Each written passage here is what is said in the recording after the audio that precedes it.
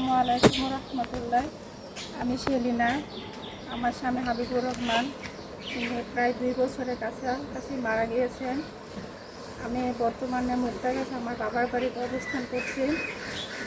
তো আমার এই দুরবস্থা, অসহায়ত্ব নিয়ে আমি দুশ্চিন্তায় ছিলাম।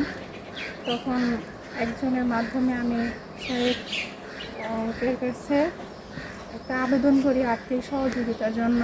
লুকমান মাদানি, ওনার কাছে আমি আর্থিক সহযোগিতা চেয়ে আবেদন করি।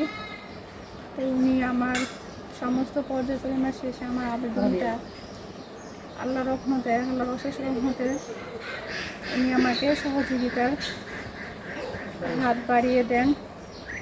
ওনার প্রচেষ্টায় আমি এই গরু এবং গরুর বাছুর সহ গাভী আমাকে আমার এতিমদের দিকে তাকিয়ে এনে সহযোগিতা করেছেন।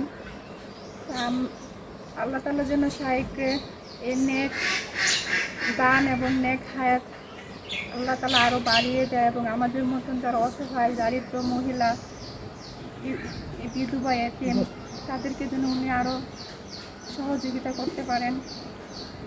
আমি আল্লাহর কাছেও শুকরিয়া এবং শাইখের কাছেও শুকরিয়া। আমি এই সহযোগিতা পেয়ে আলহামদুলিল্লাহ।